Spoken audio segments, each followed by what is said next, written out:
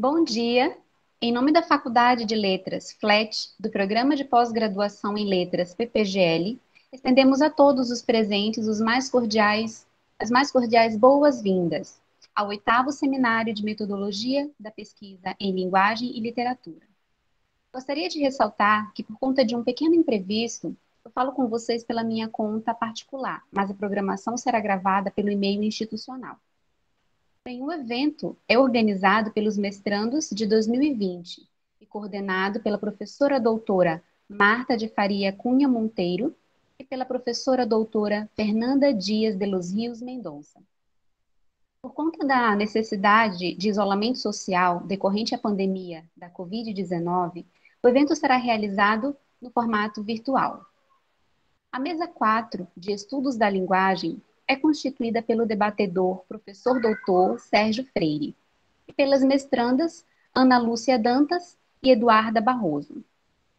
O professor Sérgio Freire é graduado em Letras, Língua Inglesa, 1990, e em Psicologia, 2019, pela Universidade Federal do Amazonas.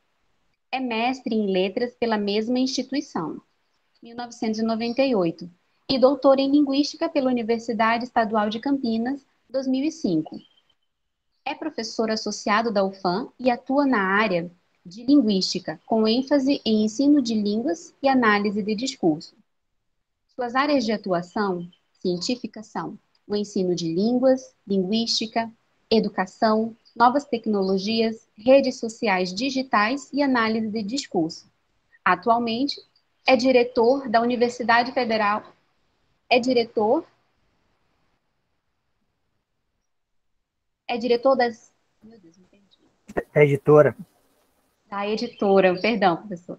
É diretor da editora da Universidade Federal do Amazonas, EDUA.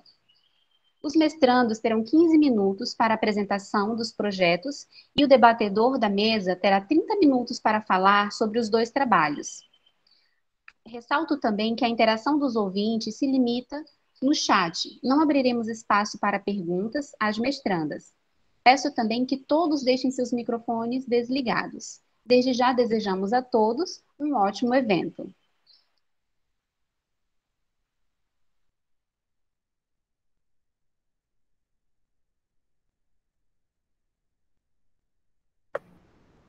Pela ordem estabelecida, então, a mestranda Ana Dantas irá iniciar a apresentação. Bom dia a todos. Eu me chamo Ana Lúcia e sou estudante do Programa de Pós-Graduação em Letras da UFAM. O título do meu trabalho é Léxico de Contatos e Empréstimos Linguísticos em Ticuna.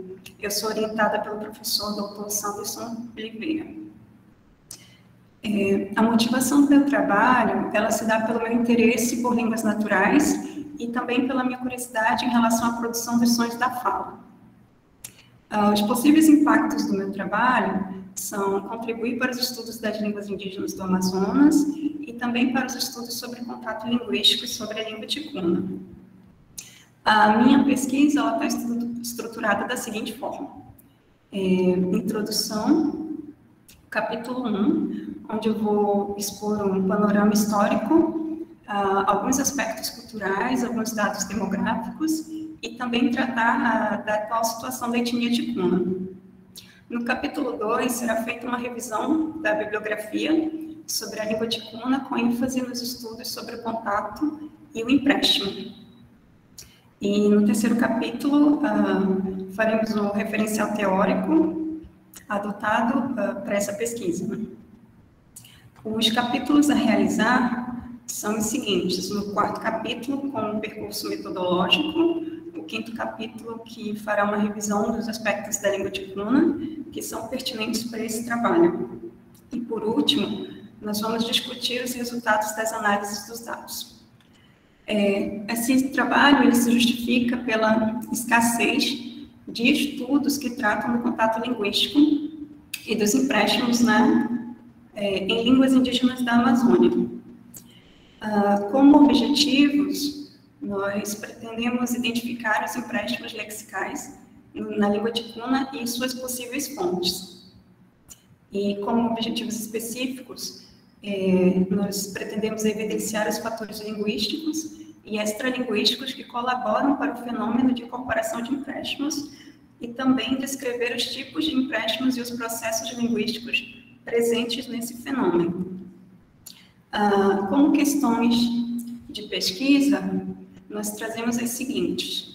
A primeira, é possível identificar os empréstimos linguísticos em ticuna e suas fontes?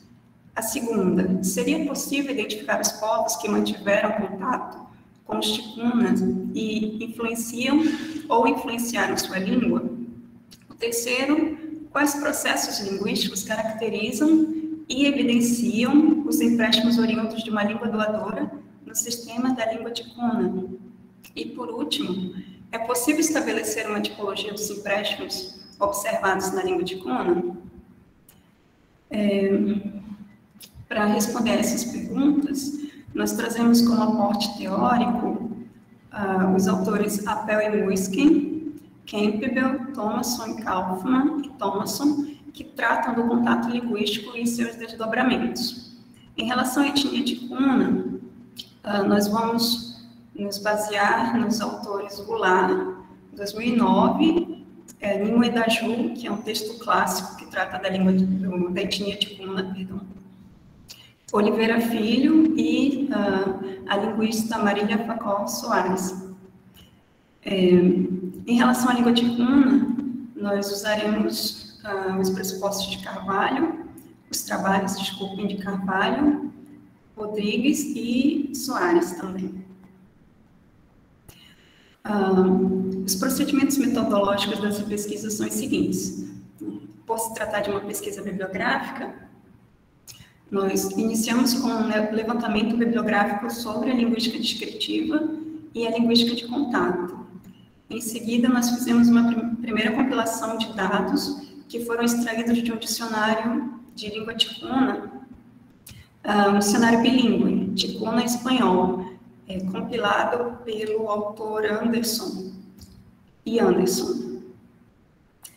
Na sequência, nós fizemos um levantamento bibliográfico sobre a língua e a cultura ticuna, e depois foi necessário a mudança dessa pesquisa, porque a princípio ela seria uma pesquisa de campo, mas com o advento da pandemia de Covid, nós precisamos mudar para uma pesquisa bibliográfica por conta do tempo.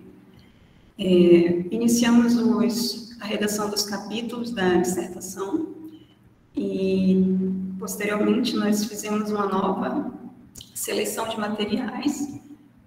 Nós selecionamos alguns vídeos, algumas músicas, nos quais nós tentaremos compilar novos dados para posterior análise. Nós prosseguiremos com a descrição da tipologia desses empréstimos encontrados e dos processos constatados. E, por último, nós faremos uma apresentação e uma discussão dos resultados. O autor no qual nós nos baseamos para fazer a análise dos dados é Campbell, e ele trata da questão do empréstimo. Ele explica que as palavras emprestadas, elas são remodeladas para se encaixarem na estrutura fonológica e morfológica da língua receptora. E esse processo de remodelação das palavras, ela se dá por adaptação ou substituição de fonemas, no caso de sons que não existem na língua receptora. E em relação aos padrões fonológicos não nativos, esses padrões eles passam por um processo de acomodação para se encaixar no sistema fonológico da língua receptora, por meio de deleção, que seria a substituição de segmentos, adição ou recombinação desses segmentos. Aqui eu trago para vocês alguns resultados parciais da primeira análise de dados. Nós tentamos aqui responder aquele primeiro questionamento, se é possível identificar os empréstimos e as suas respectivas origens. Nesse primeiro levantamento, nós observamos empréstimos do português, do espanhol e da língua geral amazônica, que tem origem no tupi.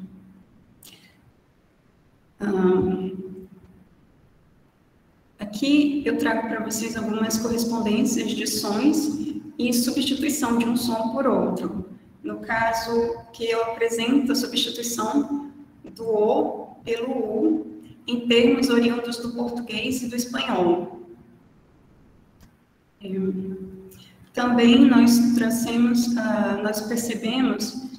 a substituição das fricativas, de algumas fricativas, como vocês podem observar, pela africada palatal surda, né, nos termos do português e do espanhol também. Outra substituição é da líquida pelo rótico. Então, em palavras do português e do espanhol que apresentam o segmento L, ele vai ser substituído em ticuna pelo R. Nós observamos uma palavra, um termo, é claro, existem outras, mas eu trouxe essa para exemplificar, em que isso não ocorre. E Campbell, ele afirma que alguns processos eles se dão nos primeiros estágios do contato linguístico. E depois, a língua receptora, ela acaba também trazendo para o repertório da sua língua os sons estrangeiros, né, os sons da língua doadora. Eu apresento também um outro processo que é o acréscimo de segmento, né? Então, aqui nós temos o acréscimo de segmento vocálico a um segmento consonantal em fim de palavra. Então, nós temos aqui alguns exemplos. No português, o termo anel, em ticuna vai receber uma vogal, a vogal A, para formar uma sílaba com a estrutura consoante-vogal, né? E, por último, supressão de segmento. Nós temos aqui alguns dados onde esse fenômeno foi observado, tanto no português, quanto no espanhol, quanto na língua geral amazônica, um termo que nós encontramos, que é o uí, que é um termo que significa farinha, e possivelmente vem do termo cuí, em tupi. Esses dados, como eu falei anteriormente, eles foram extraídos do dicionário de Anderson e Anderson, 2016. Aqui eu apresento para vocês o meu cronograma, algumas atividades já foram realizadas e a sequência de atividades para este ano e para 2022, que é quando eu finalizo a pesquisa. Essas são algumas das minhas referências. É isso, muito obrigada. Muito obrigada, Ana Lúcia, por dividir conosco um pouco da sua pesquisa. E agora, então, eu passo a palavra para a Eduarda Barroso. Eduarda, você.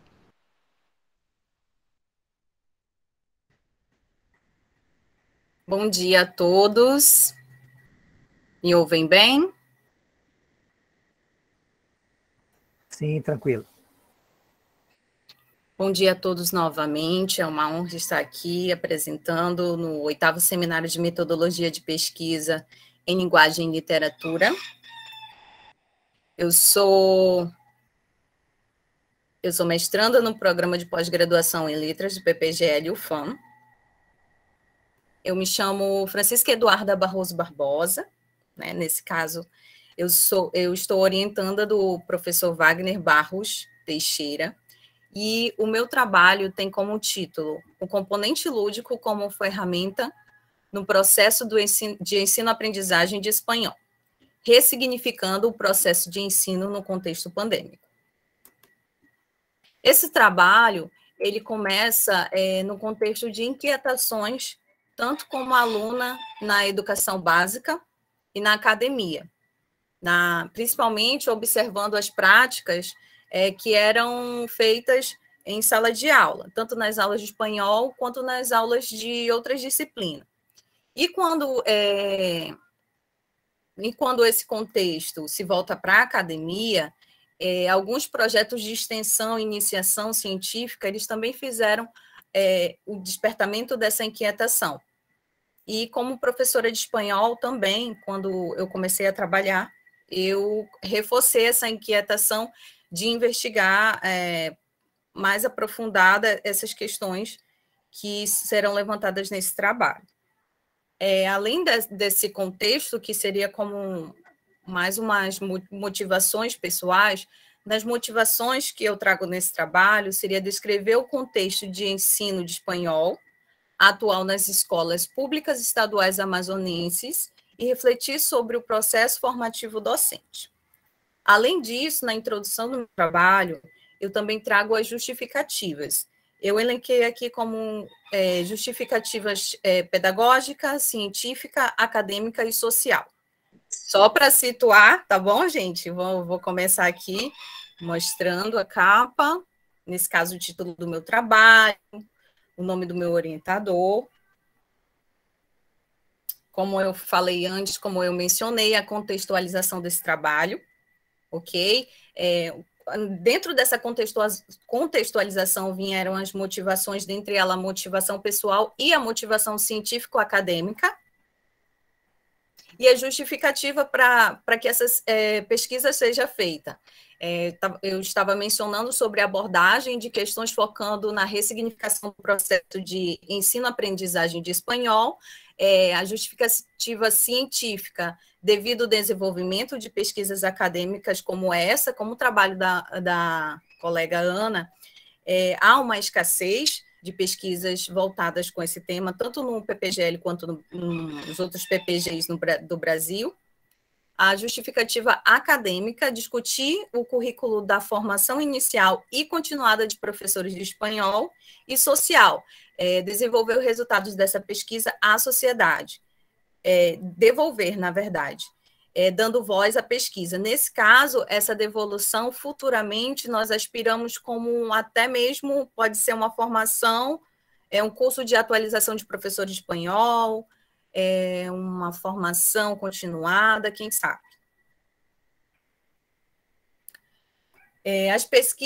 As perguntas de pesquisa foram divididas em geral, uma geral e algumas específicas. A geral, ela se dá da seguinte forma: de que maneiras o componente lúdico vem sendo aplicado na ressignificação do processo de ensino de espanhol em escolas públicas ao longo da pandemia de Covid-19? As perguntas específicas: de que maneiras o componente lúdico está presente na formação inicial dos professores de espanhol que atuam nas escolas públicas do Amazonas em tempo de pandemia? Como os cursos de formação continuada dos professores de espanhol influenciaram no uso do componente lúdico em sala de aula? Que impressões os professores de espanhol têm sobre o uso de ferramentas lúdicas no processo de ensino durante a pandemia? Como o componente lúdico está presente nas avaliações de espanhol durante a pandemia de Covid-19? E, almejando responder as perguntas de pesquisa, nós traçamos os objetivos. E o objetivo geral é analisar a ressignificação do processo do ensino de espanhol, no contexto pandêmico, a partir do emprego do componente lúdico como ferramenta no processo de ensino-aprendizagem.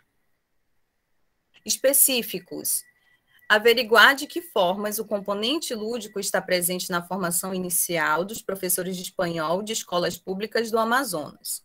Sondar as contribuições que a formação continuada dos professores de espanhol de escolas públicas do Amazonas deram para a adoção do componente lúdico em sala de aula. Refletir sobre as impressões dos professores de espanhol que os professores de espanhol possuem em relação à aplicação do componente lúdico nas avaliações e identificar de que maneiras o componente lúdico vem sendo aplicado no processo de avaliação de espanhol no contexto pandêmico de Covid-19. Para fundamentar, teoricamente, eu me basearei para o tema de formação inicial e continuada em Vieira Abraão, 2012, Celani, 2001, Freire, 2001, Moraes e colaboradores, 2012. Vale destacar, vale relembrar aqui nesse ponto, é que essa pesquisa ela vai estar dividida em 3 eixos.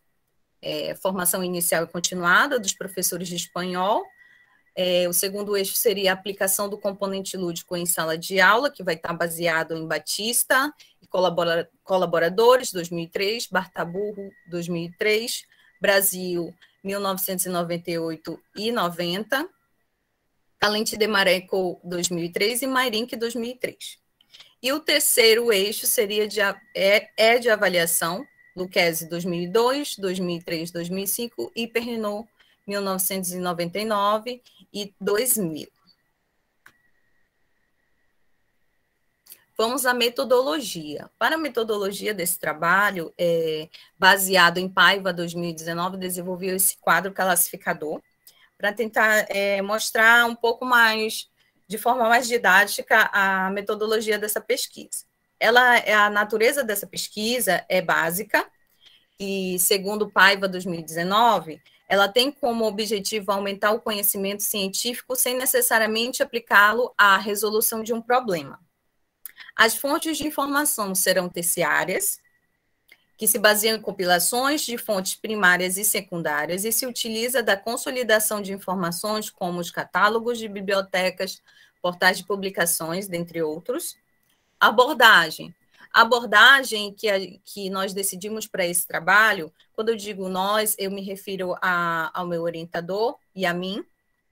A abordagem que ela mais vai se encaixar, nesse caso, seria mista, porque ela vai mesclar a pesquisa qualitativa com a quantitativa, e a quantitativa ela vai estar presente testando hipóteses, realizando experimentos, comparando resultados.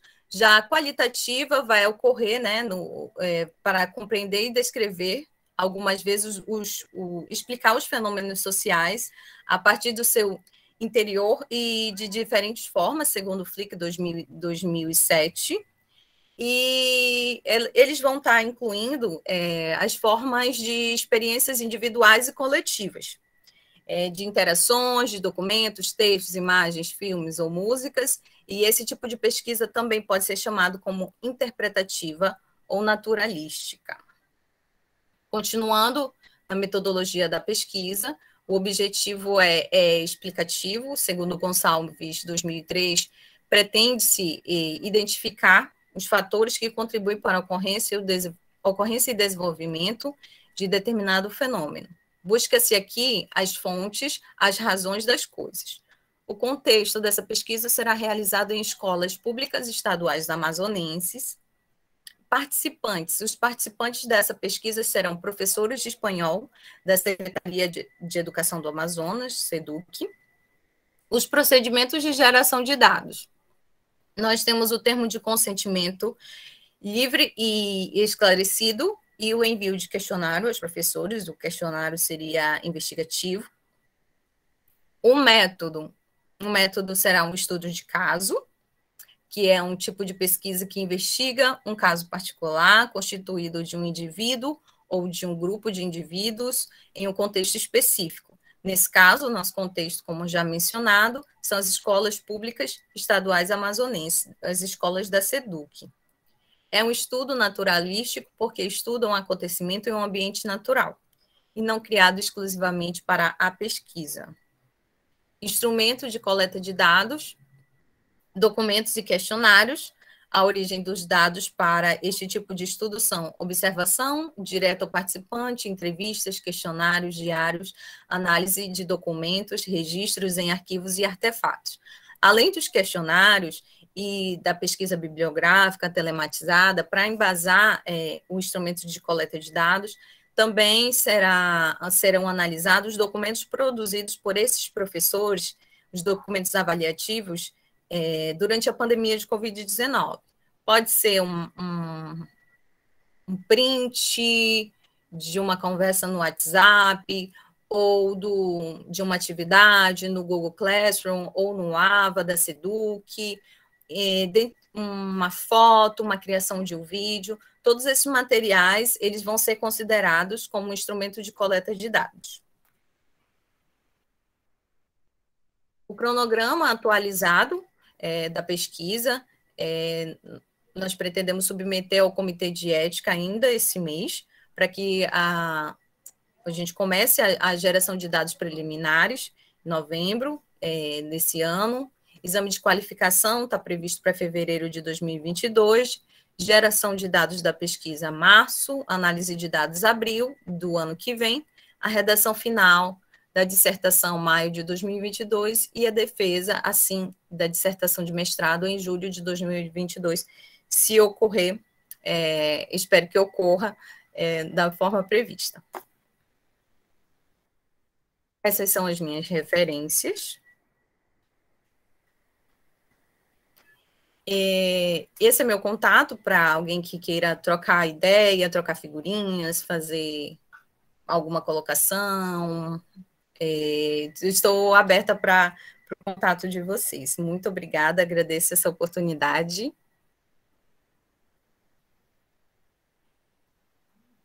Eduarda, muito obrigada pela sua apresentação, por dividir conosco também o seu trabalho maravilhoso, viu? Professor Sérgio, eu passo a palavra para o senhor.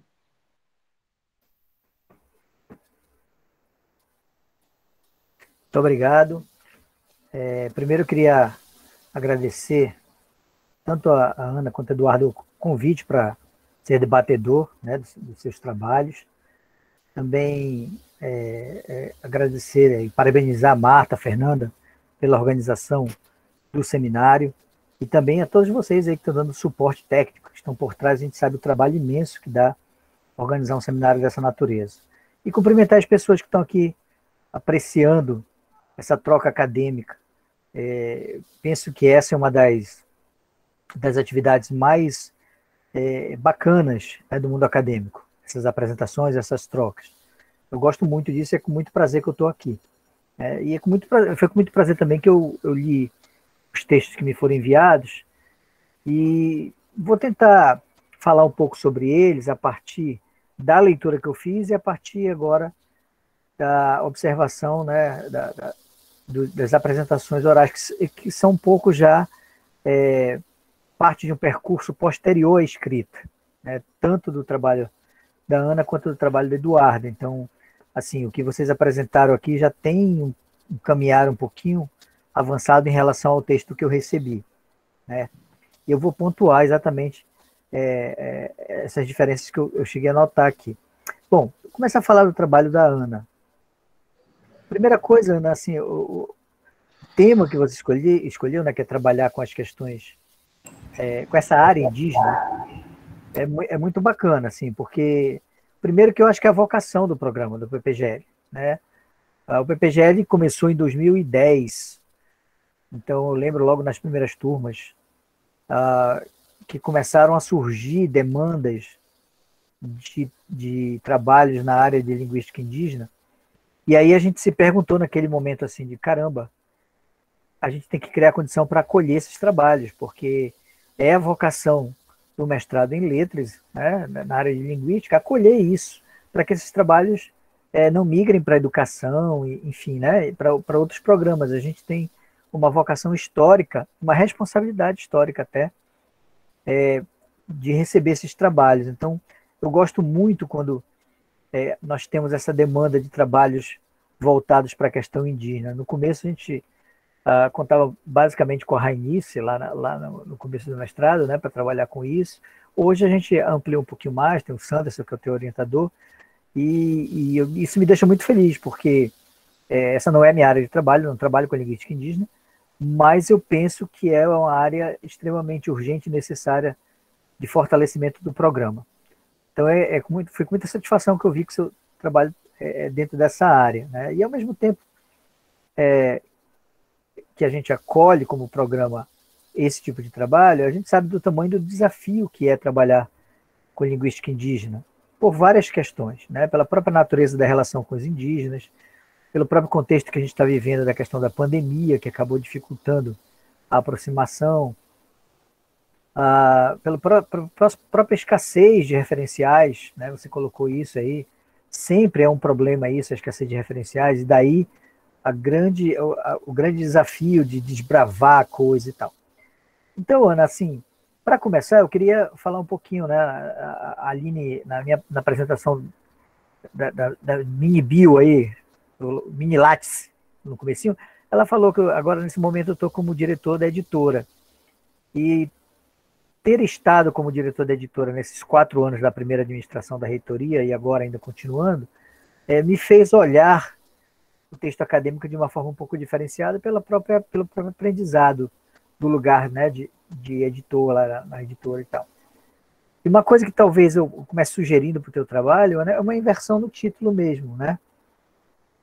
Eu penso que o foco principal do teu trabalho é o empréstimo linguístico em ticuna. Esse é o foco, né? E você faz um recorte de como entrar nisso através do léxico de contato. Então inverta, coloca assim, os empréstimos linguísticos em ticuna, 2 pontos, léxico de contato. Porque aí você já diz para o teu leitor, aí é fala de editor, que está vendo título de livro toda semana. Então, isso vai chamar mais a atenção do teu leitor, né? Dizer o seguinte, eu vou falar sobre os empréstimos linguísticos de ticuna, esse é meu tema. E o meu recorte vai ser léxico de contato, vai ser o léxico. Então, se você inverter, você já está ajudando o teu leitor a se situar no teu trabalho, né? Então, a questão é estilística mesmo, mas eu acho muito importante, né? Para ajudar a situar o leitor no trabalho.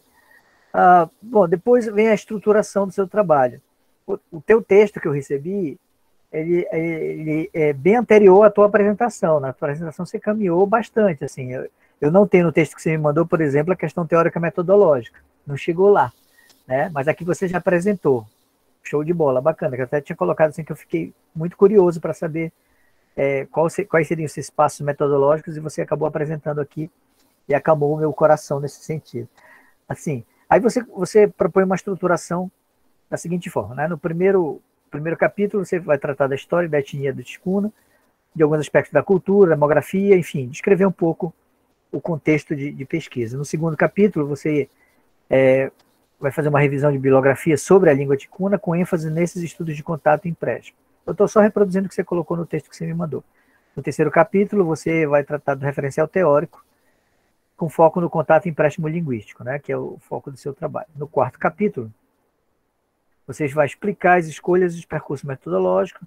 No quinto, vai revisar os aspectos da língua ticuna pertinentes para a caracterização dos fenômenos observados nos empréstimos. E no sexto e último capítulo, você discutirá os resultados das análises dos dados obtidos. Ok, essa é a sua proposta de organização do trabalho. Aí eu fiquei pensando, sabe, Ana, se não dá para reorganizar melhor. De novo é o olhar do editor, assim, né? Pensando, isso aqui, se a gente fosse publicar no livro, era melhor organizar assim, para o leitor e tal. Aí eu fiquei pensando o seguinte,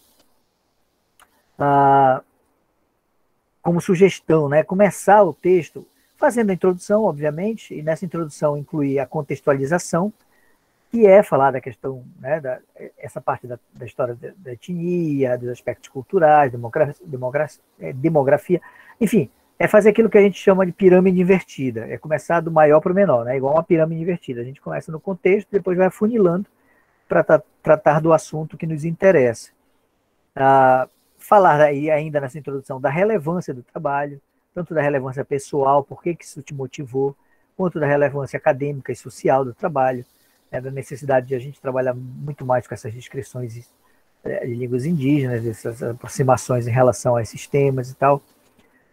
Dizer muito claramente qual é o tema, afinal de contas, que você está trabalhando. Olha, eu vou focar aqui no empréstimo linguístico, né, e vou usar o léxico como ponto de entrada e tal, definir o objetivo e apresentar a estrutura. Normalmente, eu acho que é isso que cabe nessa introdução, né, essa contextualização, e aí me parece importante acrescentar ao texto essa apresentação inicial que você fez aqui agora de forma oral, que não está lá no texto, assim, incluir, né, no texto. Eu entendo que aquele texto teve um momento, né, um momento do projeto, é um texto ainda incipiente e tal, e é claro que se caminhou a partir daí.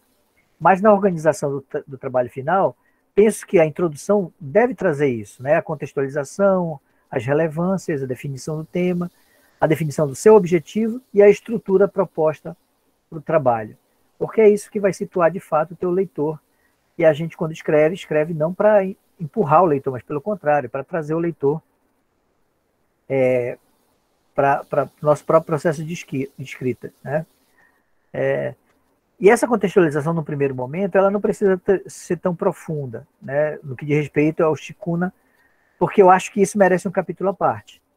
Esses são 3 sujeitos de pesquisa, né, a língua e a etnia. Então, talvez a segunda parte seria isso, o Shikuna, 2 pontos, etnia e língua. Você falar, né, descrever mais a fundo a questão étnica dos ticunas, um pouco da língua, do que se tem, né, do que se produziu academicamente a respeito disso.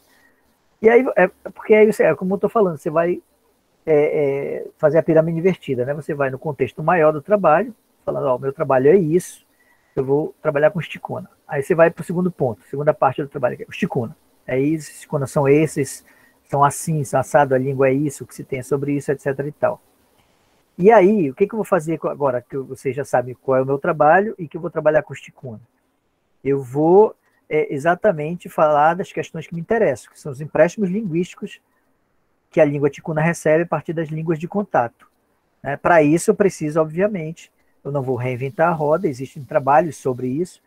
Eu vou para o terceiro ponto, para a terceira parte do trabalho, que seria, então, a abordagem teórica, o suporte teórico, né? Enfim, referencial teórico, aí tem vários nomes para isso, mas seria a parte exatamente em que você apresentaria os autores que já trabalharam com esses 2 conceitos operacionais fundamentais, que é o conceito de contato e o conceito de empréstimo linguístico.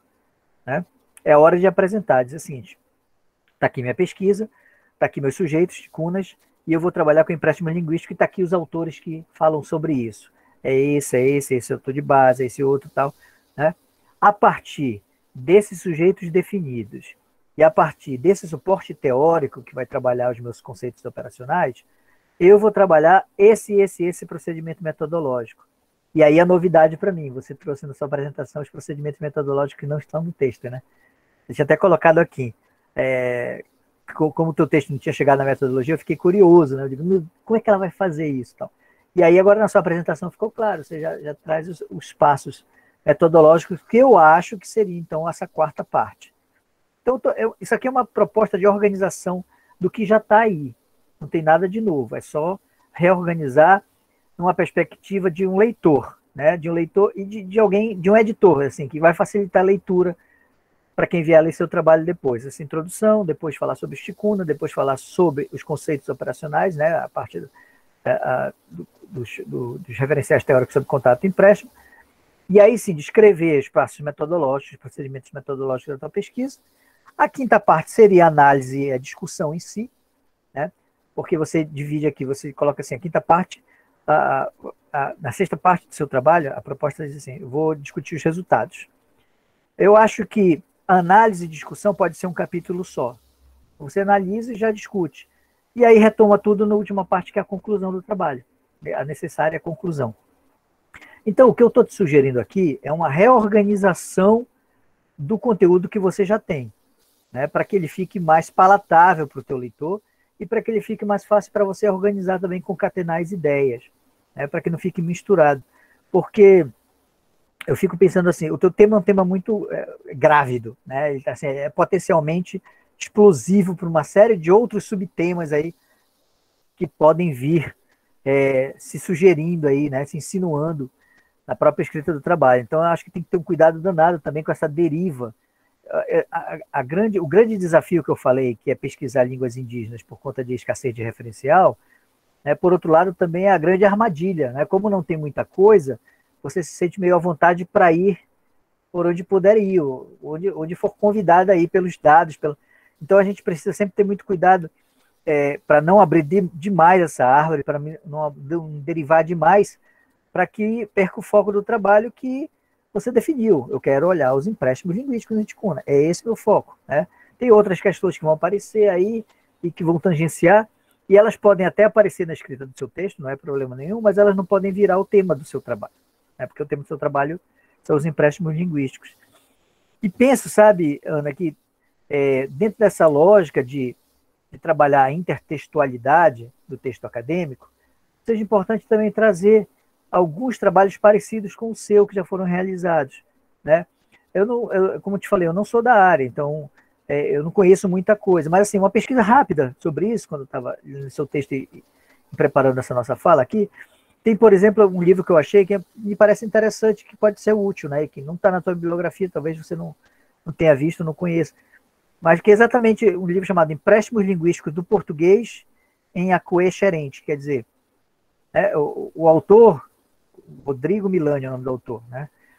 Ele fez exatamente isso aí, a preocupação dele foi como é que o português influenciou, emprestou palavras linguisticamente aí para o Xerente, né? Então, apesar de ser outra língua, claro, né, com as suas especificidades e tudo, mas de repente isso pode dar alguns insights metodológicos, algumas, né, de algumas pedras que ele teve que tropeçar para chegar onde ele chegou e tal, e aí a gente não tem a necessidade na academia de estar reinventando a roda. É por isso que a gente tem a intertextualidade, né? É por isso que a gente conversa, dialoga com outros que vieram antes da gente fazendo algumas coisas que a gente quer fazer também, né? Enfim, a minha sugestão para você é essa, né? É uma reestruturação do trabalho, né, em termos de capítulos, para ficar mais fácil. É claro que isso são sugestões, aliás, a função desse seminário é exatamente essa, trazer um olhar de quem está de fora, porque quem está muito perto da árvore já não enxerga mais a floresta, né? Às vezes a gente, como está fazendo o trabalho, e o orientador também, que estamos trabalhando ali com a mão na massa, às vezes a gente perde a dimensão do todo, a perspectiva do todo. Aí vem alguém de fora e vê assim, uma coisa que às vezes é óbvia, né? Olha, mas se organizar assim não fica melhor, aí dá aquela luz. Mas são sugestões, então você, é claro, né, vai conversar com o seu orientador, com o Sanders, e verificar realmente a pertinência disso ou não. De repente, há uma especificidade nos próprios trabalhos da área da linguística indígena que diz, não, tem que ser assim, e eu não sei.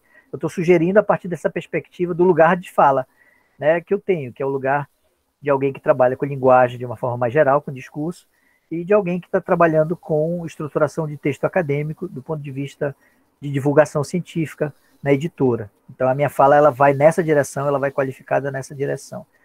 E, por fim, ainda dentro e colado com essa questão da editora, uma coisa que eu aprendi muito na editora foi respeitar o trabalho do pessoal da biblioteconomia, né? É um trabalho muito, muito bem feito, assim, é um trabalho muito necessário, o trabalho com referenciação. Então, eu sugiro isso para todo mundo. Antes de entregar o seu trabalho final, passe o seu trabalho para uma revisão técnica, né, da normalização, que é feita por alguém da área da biblioteconomia que estuda exatamente para isso. A gente estuda letras para estudar linguagem, né? O pessoal estuda matemática para aprender lá as coisas da matemática. E o pessoal da biblioteconomia estuda e se qualifica para poder dar qualidade na referenciação. Então, essa não é a nossa área. A gente precisa ter o limite, né, a consciência dos nossos limites, assim, não. Vai passar coisa aqui que eu vou referenciar errado, que está fora da norma e tal. E o trabalho do bibliotecário é muito importante nesse sentido, né, de garantir a qualidade da norma, da normalização. Então, eu tenho sugerido isso para todo mundo, estou sugerindo para você, vou sugerir para a Eduarda também, que antes da versão final da defesa, você passe o seu trabalho para uma revisão técnica de alguém da área da biblioteconomia. Porque essa pessoa ela vai fazer um pente fino, vai dizer, olha, está faltando uma referência aqui, essa citação está errada, essa citação tem que ser feita dessa forma. E isso, que muitas vezes é muito chato para quem não é da área, né? Tal da BNT, minha Nossa Senhora, referência. É o feijão com arroz deles. Então, vamos lá, vamos respeitar, né, a divisão social do trabalho e dizer, não, cara, vocês que entendem disso, aqui, ó, né? Me ajudem no meu trabalho. Eu fiz a pesquisa, mas essa parte de normalização eu preciso da ajuda de alguém que seja profissional da área.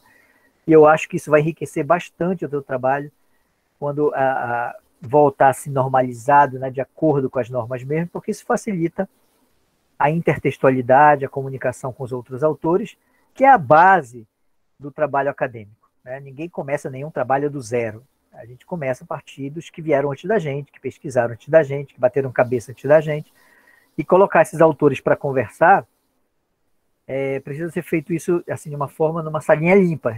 É a metáfora que eu estou usando para a questão da normalização, né? De você ter a forma do trabalho também cuidada da mesma forma que a gente trabalha o conteúdo da pesquisa. Tá bom? Então, minhas sugestões para vocês são essas, assim, sabe? E eu fiquei só curioso numa coisa, assim, por exemplo, línguas em contato. Claro, né? Se você tem empréstimo é porque você tem línguas em contato. De alguma forma, essas línguas elas se interpenetram, né? E aí o seu foco é exatamente ver como que o ticuna recebe isso, esses empréstimos dessas línguas outras com as quais entrou em contato. Mas eu fiquei curioso, você não precisa responder isso para mim, não, mas é só uma curiosidade. E o português nesse contato? Porque é um caminho de mão dupla, né? Tem que a gente recebeu dos ticuna alguma coisa em termos de vocabulário, alguma coisa, entendeu? Eu acho que seria, de repente, alguma coisa a pensar também, sabe? Nessa relação dialética das línguas também, né? Ainda que não seja o objeto do seu trabalho especificamente, eu penso que seja algo interessante para não deixar passar batido na dissertação, tá bom? Então, de novo, é um trabalho, como eu falei, necessário. Parabéns pelo trabalho. Eu acho que os trabalhos de linguística que envolvem a questão indígena são fundamentais para a consolidação do programa, né? Converse com o seu orientador e veja se essas sugestões de reorganização são pertinentes ou não. E é isso, né? Assim, eu queria te trazer essas impressões de um leitor que não é especificamente alguém que trabalha na área, mas que tem um certo percurso assim da parte metodológica e também agora, né, a experiência um pouquinho da editora que ajuda a gente a tentar ajustar a questão da divulgação científica, com esse olhar da divulgação científica, numa estruturação textual que ajude depois na divulgação, porque é um trabalho que obviamente não vai depois de pronto e avaliado, né, e aprovado, não vai ficar numa gaveta. A gente precisa dar vazão, a gente precisa publicar, e quanto mais cedo a gente começa a organizar o trabalho, né, acadêmico a partir de um olhar pensado também para a divulgação científica, melhor, né? Melhor porque o texto fica mais claro e a gente precisa quebrar com aquela história de que texto acadêmico ele precisa ser difícil e hermético. A gente precisa buscar as palavras difíceis no dicionário para substituir ao contrário. A gente precisa trabalhar um texto acadêmico limpo, um texto acadêmico coeso, coerente, que traga uma linguagem que facilite a leitura daquela pessoa que se predispõe a ler o nosso trabalho. Então, por que eu vou jogar contra isso? E as minhas sugestões vão nesse sentido. Tá bom, Ana? É isso. Para você, o comentário é isso. Se você quiser falar alguma coisa. Professor, eu gostaria de agradecer as suas colocações, são muito bem-vindas, a sua leitura atenta ao meu trabalho, e vou discutir com o meu orientador todas as suas colocações. Muito obrigada, professor. Claro, ok. De nada, é um prazer imenso. E aí a gente fala agora do trabalho da Eduarda, né? Eduarda, eu vou começar fazendo exatamente a mesma coisa que eu fiz com o trabalho da Ana. De novo, vou começar com o meu olhar de editor aqui, né? E o Machado de Assis tem uma frase que ele diz o seguinte: escreva e depois corte todos os adjetivos. Né? É claro que ele dá uma exagerada nisso, mas assim, para dizer o seguinte, a gente sempre escreve demais. Né? A gente sempre pode editar o que a gente escreve para ficar mais fácil. Então, por exemplo, vamos começar pelo título do teu trabalho. O título do teu trabalho é assim: o componente lúdico como ferramenta no ensino-aprendizagem de espanhol, : ressignificando a avaliação. Aí eu estava olhando, de novo, com o meu olhar de editor, olhos de Tandera, de editor que está lá, cujo trabalho é exatamente esse, né, entre outras coisas, dá título para os livros, que são trabalhos acadêmicos que depois viram livros e, portanto, precisam ser mais palatáveis para o leitor. Eu acho que, por exemplo, a gente pode riscar aí desse título a palavra componente, a gente pode riscar desse título o como ferramenta, né? Então vai ficar assim: o lúdico no ensino-aprendizagem de espanhol. Olha só, não mudou nada, e ficou bem limpinho, mais, né, clean. Ressignificando a avaliação. Essa era a minha sugestão inicial. Mas aí, como eu estava te ouvindo aqui falar, e o teu trabalho também já caminhou em relação ao texto que você me enviou, né, eu vi que ele aparece aqui um recorte que não está no texto escrito, que é a questão da pandemia. Né? E eu acho, então, que esse é um recorte fundamental para estar lá no título também. Então, eu não tinha sugerido isso no começo. Mas eu acho que talvez seja isso: o lúdico no ensino-aprendizagem de espanhol, : ressignificando a avaliação no contexto da pandemia. É uma sugestão de título aí, porque o título, na verdade, é isso, né? É o primeiro contato que o leitor tem com o nosso trabalho. Então, eu preciso dizer para ele: eu vou trabalhar com lúdico, e é com lúdico espanhol, e no recorte da avaliação. Né? E como é que trabalharam isso na pandemia? Então, são 4 informações importantes que precisam estar no título. Né? E aí é o trabalho mesmo de estilística, né? De estilo, ficar mexendo, burilando para achar qual é o texto mais agradável, mais bonito e tal. Você não tem noção de quantas experiências a gente faz com títulos antes de publicar um livro na editora. Nossa, não tá bom. Não, assim, a gente passa dias, às vezes, até chegar num acordo com o autor, dizendo, ó, não coloca esse título aqui que ninguém vai olhar para o teu livro, né? Tem que ser um título que atraia, mas que ao mesmo tempo seja atraente, mas não seja só marketing, ele também posicione o teu leitor em relação ao teu tema. Então, essas palavras, lúdico, espanhol, né, avaliação e pandemia, são as 4 palavras-chave do teu trabalho. Elas precisam, de alguma forma, conversar aí, né, e serem colocadas num título que seja, ao mesmo tempo, contemplativo da sua pesquisa e, ao mesmo tempo, agradável para o leitor também. Tá bom? Então, fica a primeira sugestão aí de pensar o título. E, de novo, vou fazer ressalva ao que eu fiz aqui, né, para a Ana. Isso são sugestões, né?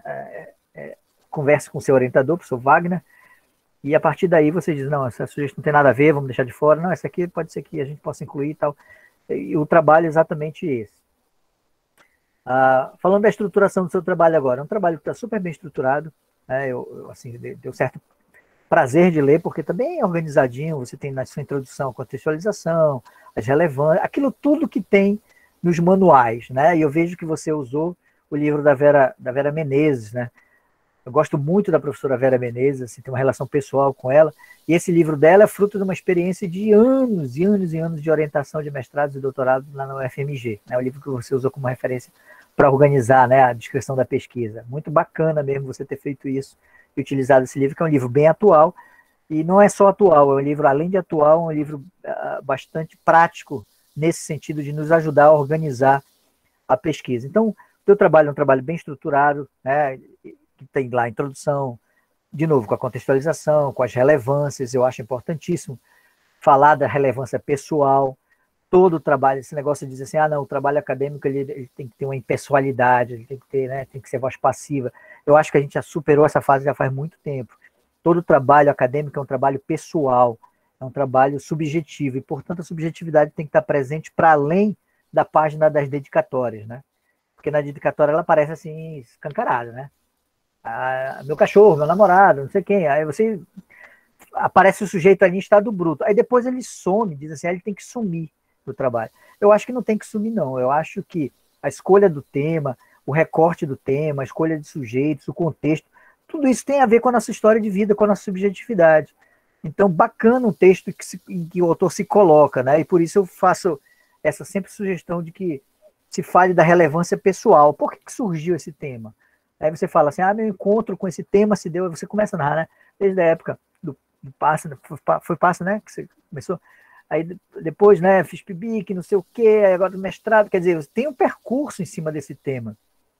E isso é importante para o teu leitor, saber que não é um tema que caiu do céu, inventado, é um tema que foi construído. E eu acho bacana essa relevância estar presente nessa introdução, né, nessa parte de contextualização e tal. E ainda na introdução tem claramente a definição do tema, a definição dos objetivos e a estrutura. Na definição dos objetivos, aí eu queria fazer uma colocaçãozinha aqui. Vou ler teu objetivo geral. Você colocou assim, analisar a ressignificação da avaliação de espanhol a partir do emprego do componente lúdico como ferramenta no processo ensino-aprendizagem. Né? Eu acho que isso aqui já mudou porque você já colocou a pandemia no meio, né? Também. Então vai ter que entrar aqui a pandemia no contexto. E quando a gente faz um objetivo geral, o objetivo geral de um trabalho ele tem 2 partes. Uma é o que você vai fazer metodologicamente, está aqui. Analisar a ressignificação da avaliação do espanhol a partir do emprego, do lúdico. Tá? E a outra é para que você vai fazer. Eu acho que essa parte precisa complementar ainda no seu objetivo geral. Então, eu quero analisar a ressignificação da avaliação do espanhol a partir do emprego do componente lúdico, né, como ferramenta de ensino-aprendizagem no contexto da pandemia, para verificar tal coisa, então, para ver se mudou, para ver o que os professores propuseram, quer dizer, tem sempre um para, né? Você tem um metodológico, eu vou fazer isso para alguma coisa. Eu acho que precisa pensar um pouquinho esse para aí do teu objetivo geral, né? Porque ele vai guiar a tua pesquisa. Então, você vai se dar o trabalho todo metodológico para quê, afinal de contas? Porque eu quero verificar quais foram as propostas dos professores, incluindo o lúdico aí, que eles trouxeram esse lúdico no contexto da pandemia para ver se melhorava ok, então esse para tem que estar no teu objetivo aí geral, né? Então essa é uma ressalva que eu faço assim da parte da introdução ainda quando fala do objetivo, e você faz muito claramente isso aí, o resto é tranquilo, né? Você apresenta a estrutura e tal. Aí depois você fala do referencial teórico, ok, os procedimentos metodológicos, análise e conclusão. Perfeito. A gente não precisa inventar muito, né, no texto acadêmico. Inclusive no mestrado a gente não tem nem muito tempo para inventar. A verdade é essa. Então é isso, é uma introdução com a contextualização, relevância, justificativa, aquilo tudo que está nos livros de metodologia, né? E para isso a disciplina de metodologia é bastante interessante, né, para a gente organizar isso de novo. Aí depois o referencial teórico, os procedimentos metodológicos, análise e conclusão. Pronto. Né? Isso é o que se espera de um bom trabalho acadêmico, organizado, né, bonitinho e tal. Uma frase me chamou a atenção. Ela aparece assim no teu texto, assim, meio en passant, mas ela me chamou a atenção quando você diz assim, quando você está falando quando eu fui para a prática, você está falando da sua experiência, né, de por que esse tema é importante para você. Quando eu fui para a prática, eu vi que a experiência foi um pouco diferente da formação que eu tive. Então, há aí uma fala de desencontro entre a formação e a prática, né? Eu acho que essa é uma questão interessante de reflexão, né? O que isso tem a te dizer sobre a formação? Talvez isso seja muito importante retomar na conclusão, sabe? Essa preocupação.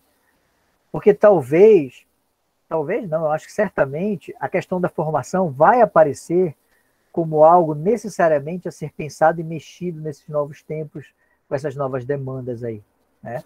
Se a gente quer pensar uma metodologia que traga o lúdico, né, e quando a gente fala em lúdico, a gente fala de ludus, né, do prazer, a gente fala da relevância, né? Quando você fala em algo lúdico é porque você está trazendo algo relevante para o aluno, algo que lhe interessa, né?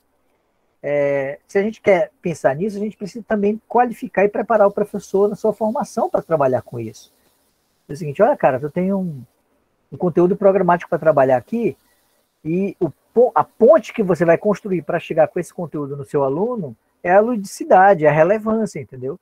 Se não for relevante, esquece, porque a gente, professor, está competindo com a internet, bicho, é muito complicado competir com a internet. Para competir com a internet, a gente tem que ser muito bom no que a gente está fazendo, para manter a atenção do aluno, o engajamento e tal, né? Então, eu acho que essa questão da formação é algo que vai aparecer, né, como necessariamente um tema a ser discutido, e você pode levar isso para a conclusão, né? Talvez, converse com o seu orientador, né? Eu não sei se talvez ele ache importante falar um pouco disso antes, não sei, né? Mas eu acho que é um tema atravessado aí nessa questão, porque a gente não pode falar, talvez fique incompleto falar de uma análise de práticas lúdicas na sala de aula, sem recuar um pouquinho e falar um pouco da formação desse professor.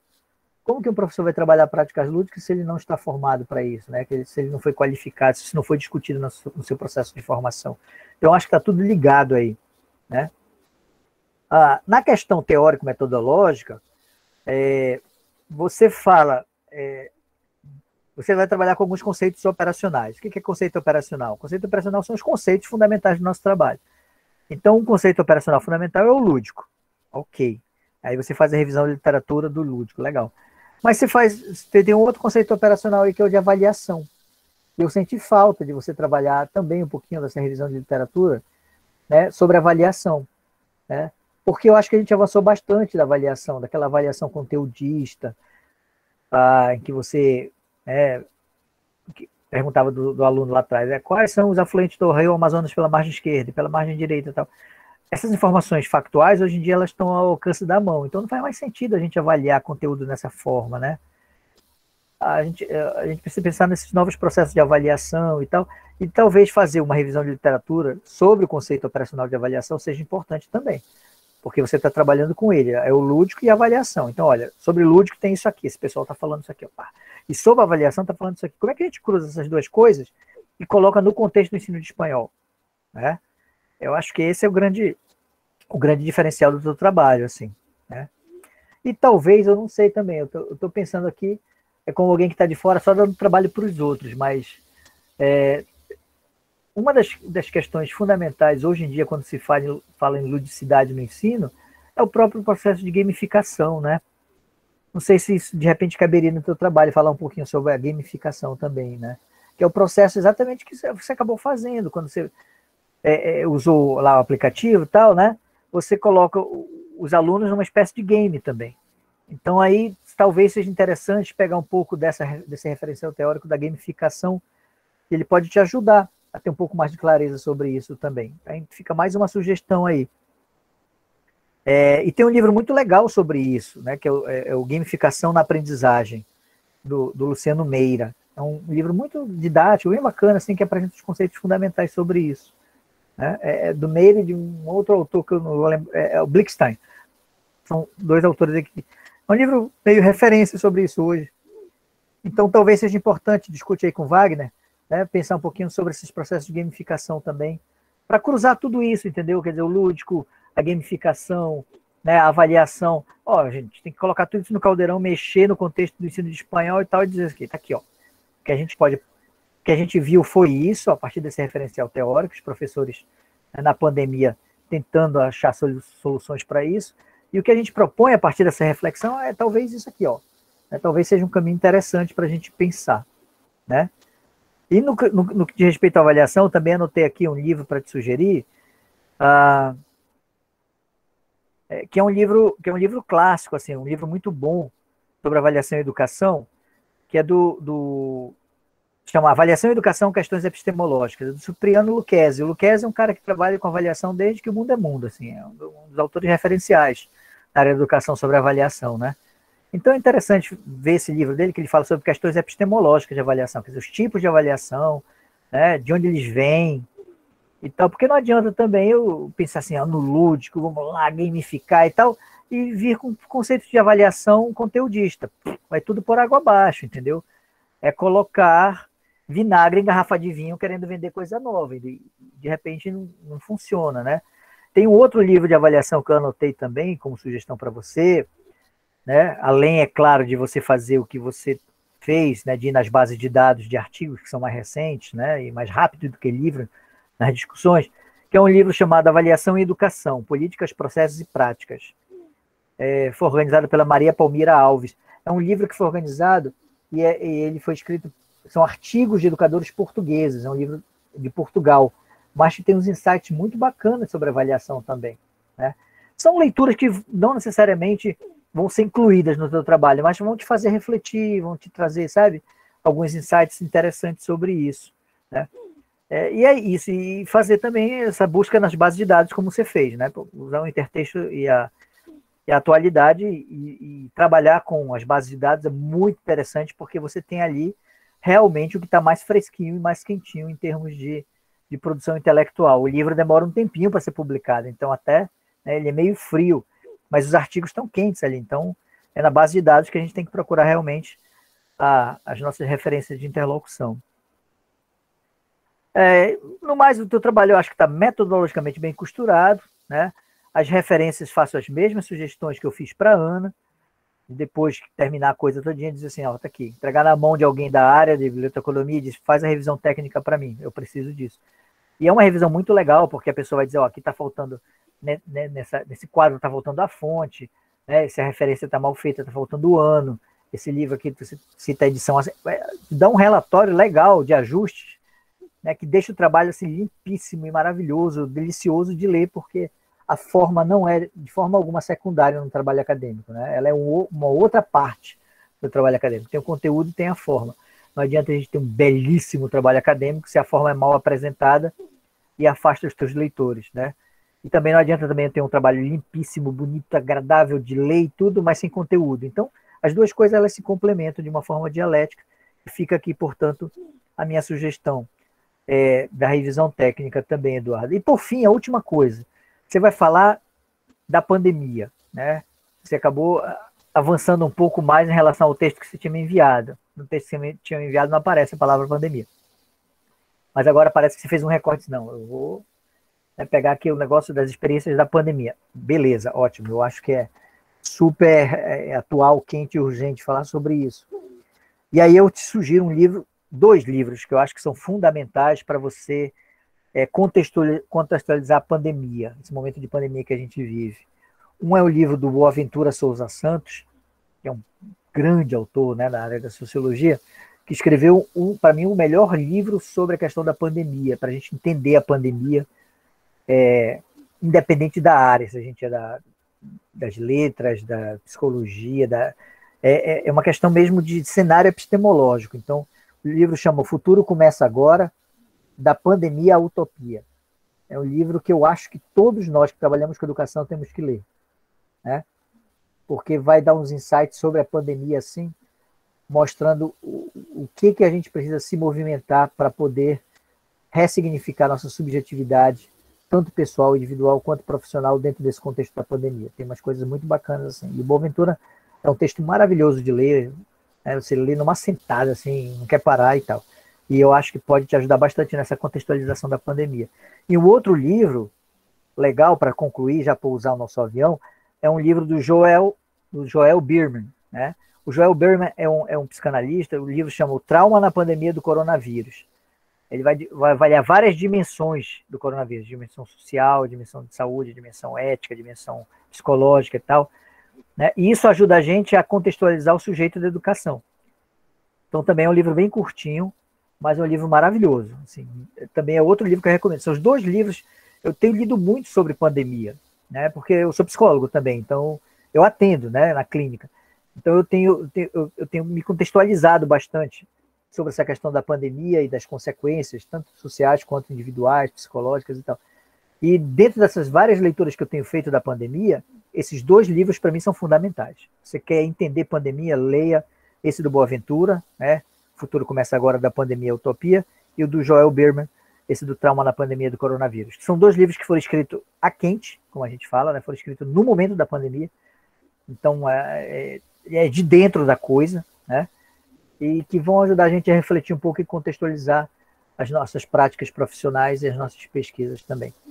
Então é isso, Eduardo. Eu queria te, né, parabenizar pelo trabalho. O trabalho está muito bem estruturado. Você sabe o que você quer, é muito claro isso, né? E agora você deu um grauzinho na pesquisa, mexendo, né, na questão trazendo a pandemia e tudo, mas isso não altera em absoluto a estrutura do seu trabalho. Só penso que precisa trazer essas referências desses outros conceitos operacionais, né? Para que a gente possa, na hora que entrar na leitura, dizer assim, o que ela está falando? Do lúdico. E quais são os autores que falam lá? Está aqui, ela colocou. Está falando também de avaliação. Mas o que já tem sobre avaliação? Não, está aqui os autores que ela colocou, né? E o contexto é a pandemia. Não, mas ela está falando da pandemia também. Quer dizer, você antecipa para o seu leitor esse cenário, né, e o ajuda na reflexão do que significa tudo isso, para pensar exatamente o objeto de pesquisa que você escolheu investir, pesquisar aí na sua subjetividade, nas suas dores particulares, nas suas experiências. Tá bom? Então era isso que eu queria sugerir, tanto para você quanto para a Ana. Eu espero que essas sugestões, de alguma forma, encontrem eco, né, com os orientadores de vocês, ou para cá ou para lá, ou para dizer assim, não, isso não cabe aqui, ou então, legal, isso aí talvez a gente pense aqui. E o processo é esse, a ideia, o objetivo de um seminário desse, é exatamente trazer, como eu falei, um olhar de alguém que está de fora, né, para dar o pitaco e fazer a gente perceber, de repente, coisas que a gente não está percebendo, e até mesmo dizer, não, isso também pode ser, mas não aqui agora e tal. Então não são sugestões obrigatórias, obviamente, são sugestões. Né? Sugestão obrigatória é até um paradoxo.